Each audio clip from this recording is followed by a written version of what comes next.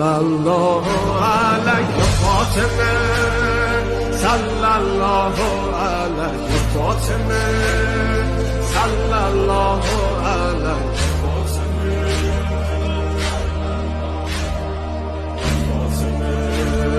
روی لبها نور و قدر و کوثر و طاها، ذکر نورانی عاشقها، تسبیحات حضرت زهرا.